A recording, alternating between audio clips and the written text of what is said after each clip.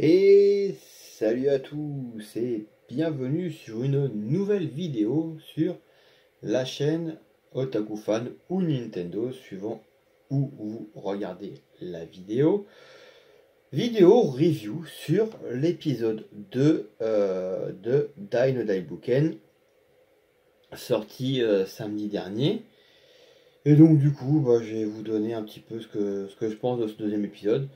Bon, je pense pas faire une vidéo aussi longue que la précédente, parce que de toutes les façons, il n'y a pas forcément grand chose à dire. C'est histoire un petit peu de dire mon ressenti, de donner un petit peu mon ressenti sur ce deuxième épisode, ce que j'en pense, tout simplement. C'est histoire de faire une petite vidéo, de garder un petit peu un contact avec la communauté, puis ceux qui ont suivi cette première review et d'avoir une certaine continuité sur les épisodes, voire à peu près. Bon, c'est vrai que je pense que sur les premiers épisodes, c'est ce que j'avais dit dans la première review, que je pense pas que sur la première saison, je pense pas qu'il y ait vraiment de gros changements par rapport à la série animée d'origine.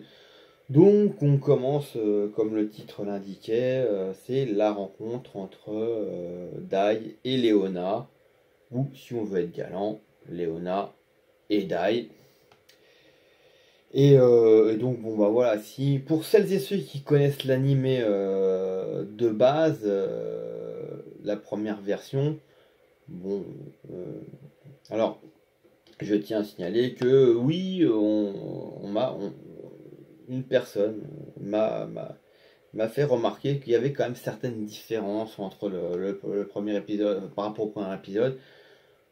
Oui, je suis entièrement d'accord avec lui. Mais après, si je ne les ai pas notifiés plus que ça, c'est que, à mon sens, ces différences n'influencent pas plus que ça l'anime. L'anime en lui-même il n'y a pas vraiment, c'est pas des différences qui vont apporter vraiment quelque chose par rapport au manga initial. Donc voilà, il y a peut-être, parce que j'ai plus trop l'épisode 2 de base en tête, mais de ce que je m'en souviens et de ce que je me souviens du manga, en fait, hein, on suit clairement la trame scénaristique, hein. Le premier épisode, c'est la rencontre avec les faux héros. Le deuxième épisode, c'est la rencontre avec Léona. On sait parfaitement, pour celles et ceux qui ont lu les 37 tomes, vous savez pertinemment l'importance que Léona va avoir avec et sur Dai. Donc c'est pour ça que ce deuxième épisode est important. On voit dans le trailer du troisième épisode, on sait ce qui va se passer, on sait que ça va être la rencontre de Dai avec Abad et Popu. Donc voilà, ces trois épisodes-là, euh, pour moi, ces trois épisodes-là, sachant que dans le premier épisode, on voit pour la première fois le roi du Papunica. Ce qui est important de comprendre, c'est au niveau de la structuration, et j'en reparlerai bien évidemment quand je ferai la review du troisième épisode, parce que là pour le coup je pourrais faire un peu plus une synthèse, puis bon, moi, je saurais aussi ce qu'on peut. Je saurais aussi. J'aurai la preview aussi de l'épisode 4, donc du coup, voilà, on pourra un peu plus facilement faire une mini synthèse de ces trucs. Parce que ces trois épisodes-là sont vraiment. De mémoire, je pense que l'épisode 4, ça va être quand ils vont décider de partir de l'île de Demlin pour parcourir le monde. Et donc, c'est pour ça que ces trois épisodes-là sont très importants, puisque on est dans une sorte de mini, même pas mini, mais micro-arc. Mais j'en parlerai davantage. Mais voilà, on va être clairement sur un micro-arc d'Emeline. Le fait marquant, bien évidemment, de ce deuxième épisode, c'est, de mémoire, parce que je crois pas que dans le premier épisode il l'utilise, c'est la première fois qu'on voit le symbole du dragon sur le front de Dai. Symbole qui, bien évidemment, va être la clé de toute cette histoire. Et d'ailleurs, Dragon Quest, c'est voilà, la quête du dragon. Voilà, on sait que les dragons sont quelque chose qui font partie du lore de la saga, que ce soit au niveau jeu vidéo que au niveau de tout ce qui a pu arriver au niveau manga, version papier, version animée.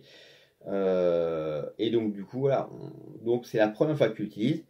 Et on se rend compte que, voilà, que Dai est capable de faire de la magie, mais sous le couvert de ce symbole. On va apprendre pourquoi pourquoi bien plus tard, on va comprendre pourquoi, enfin plus en détail, pourquoi Dai a ce problème-là avec la magie, et pourquoi quand il est sous l'effet du symbole du dragon, il en est plus que capable. Et d'ailleurs, ce qui va un petit peu changer les choses, ça sera avec l'épisode 3, mais ça je vais pas en parler tout de suite, je vais pas en parler puisque on est sur la review du 2. Là, sa rencontre donc avec Léona est quelque chose d'important puisque elle va jouer un rôle majeur par la suite dans le manga.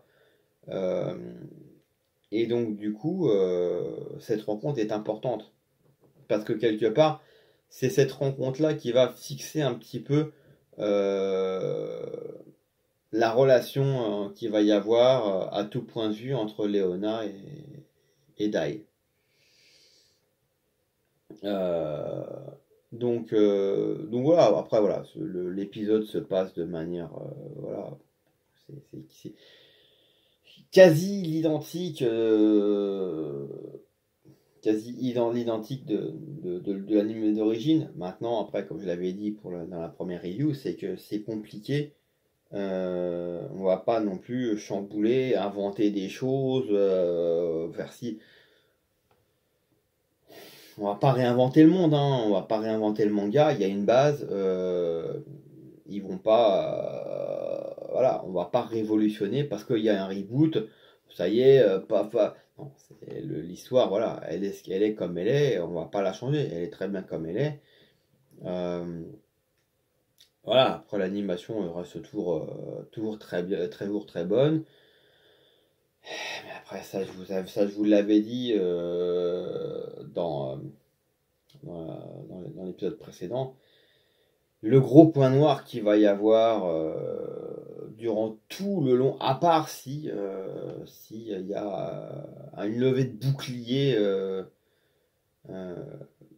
des fans de la communauté à travers le monde pour avoir les vrais noms des skills, parce que quand dans les sous-titrages, et ce que je comprends pas, c'est que les sociétés qui font les sous-titres, tout du moins pour la France, je ne comprends pas pourquoi on s'acharne à constamment vouloir traduire ces skills alors que les fans n'attendent qu'une seule chose, c'est...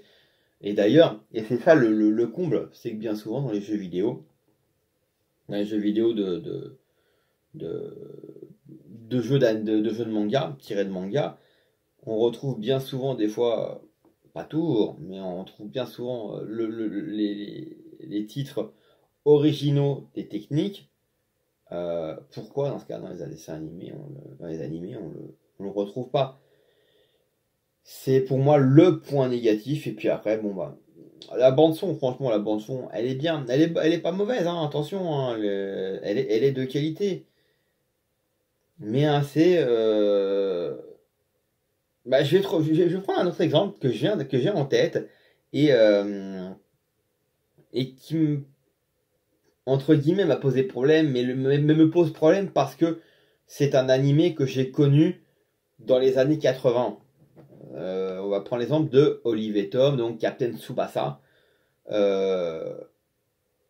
Quand on a connu les musiques du premier animé, c'est sûr que quand il y a eu Captain Tsubasa Road to 2002, quand ils ont fait plus ou moins ce reboot ou qui derrière donne voilà, il y a une première partie où on retrouve bon bah voilà ce qu'on connaissait et que la suite c'est à l'époque où il est un peu plus vieux, où on le retrouve au Barça, Yuga à la Juve, enfin bref. Et, et c'est vrai que bah, la musique, on retrouvait pas les musiques qu'on pouvait connaître à l'époque. Et c'est d'autant plus vrai avec le reboot qui a eu lieu récemment, où voilà, l'animé est pas mauvais, il est pas à jeter, hein. Mais quand on est un vieux de la vieille, qu'on a connu les musiques d'origine du premier animé, que l'animé soit mauvais ou bon, de base, même si le reboot est meilleur, on a toujours cette nostalgie, surtout quand la bande son elle claque. Franchement, quand la bande son elle provoque des émotions et que voilà, on la trouve géniale, même si d'un autre côté, même si on peut très bien trouver que l'animé est complètement nul. Mais si on est marqué par la bande son, par les OST, bah, quand tu as un reboot, c'est dommage de ne pas avoir, les musiques originales. Ouais,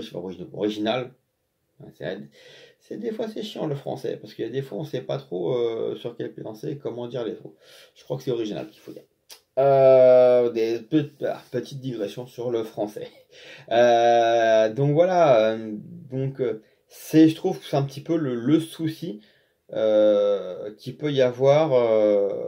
Par contre, un autre exemple où franchement ça m'a absolument posé aucun problème, et je pense que au niveau de la bande son, on était plus ou moins très proche, enfin, de ce que je me rappelle, on était très proche du manga qui avait, enfin de la première version animée du reboot.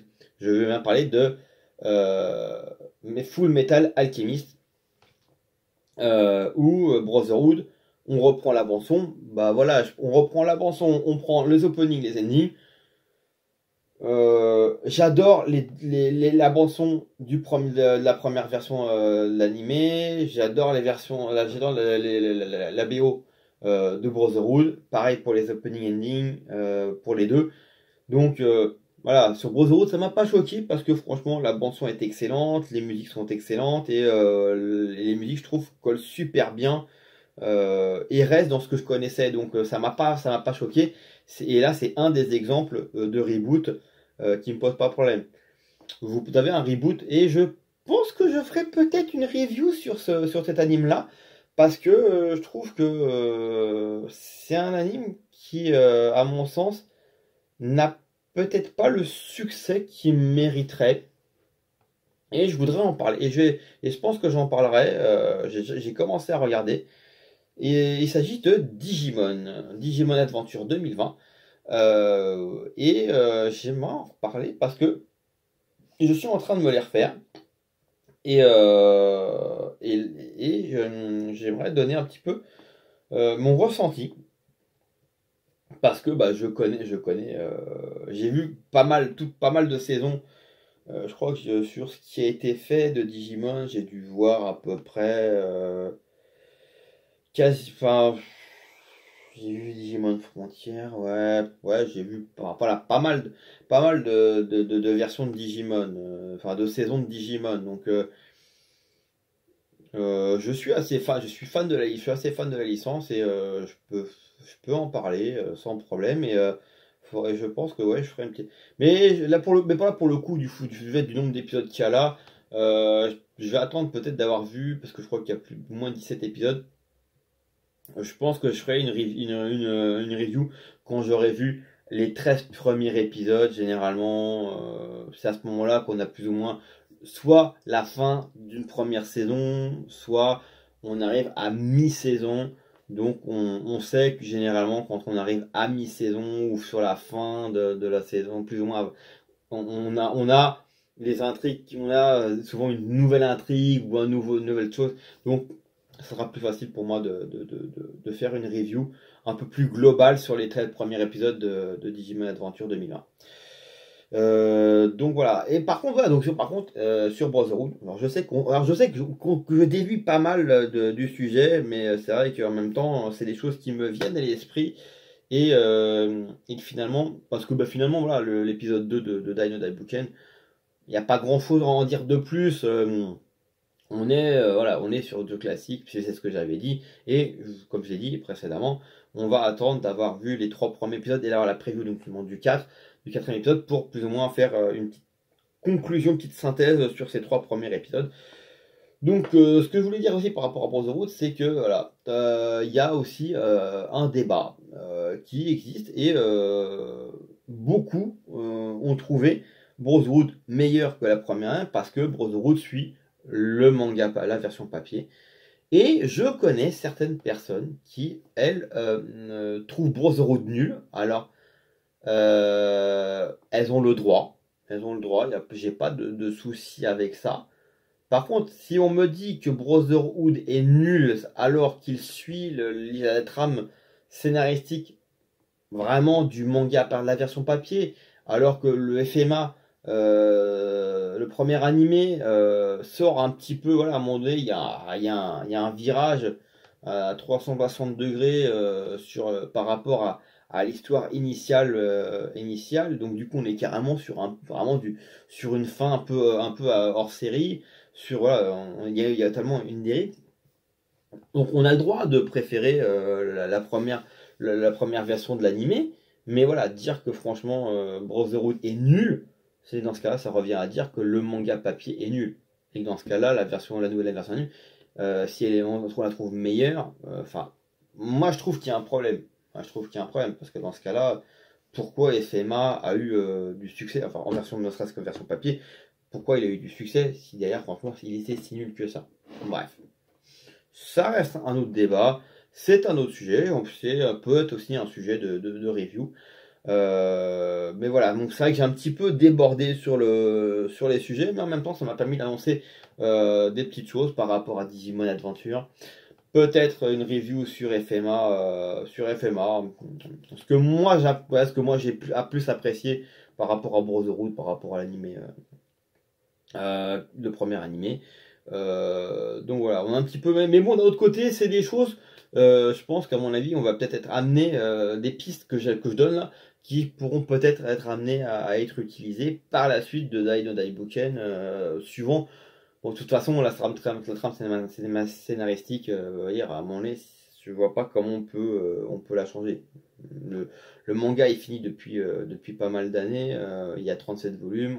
Moi, dans ma tête, je sais plus ou moins comment les choses s'emboîtent.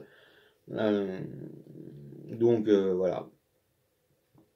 Donc j'attends avec impatience l'épisode 2. L'épisode 3. Sachant que voilà, ça sera samedi prochain, donc samedi qui arrive. Sachant que pour celles et ceux qui n'ont pas de compte abonné à Crunchyroll, donc un compte premium, vous pouvez donc le voir gratuitement sur la chaîne et vous pourrez voir l'épisode 2 gratuitement à partir du samedi où l'épisode 3 sortira pour celles et ceux qui ont le premium. Voilà, et je continue de soutenir Crunchyroll par rapport à ADN parce que pour moi, ADN, vous avez dit quelque chose que je ne peux pas accepter, que je ne peux pas tolérer. Vous vous prenez pour ce que vous n'êtes pas. Et voilà, ça m'énerve un petit peu. Voilà, vous m'énervez un petit peu. Et vous n'aurez pas mon argent ADN. Autant Crunchyroll, je crois qu'à un moment donné, je crois que j'avais. Ah non, non, je crois que je suis toujours resté sur. Non. Bref, je m'étale. Mais voilà. Allez sur Crunchyroll. Franchement, c'est sympa. Il y a pas mal de choses. En plus de ça, Crunchyroll a récupéré les One Piece et par contre là c'est clair il faut être premium pour pouvoir regarder donc voilà, abonnez-vous à Crunchyroll. Je ne suis pas sponsorisé mais honnêtement si c'est un conseil que je peux vous donner, allez sur Crunchyroll, ça vaut le coup. Sur ce les amis, je vous souhaite plein de bonnes choses, amusez-vous bien, portez-vous bien, faites bien attention à vous, portez votre masque et puis voilà, on se dit à la semaine prochaine pour la review de l'épisode 3. Allez, bye!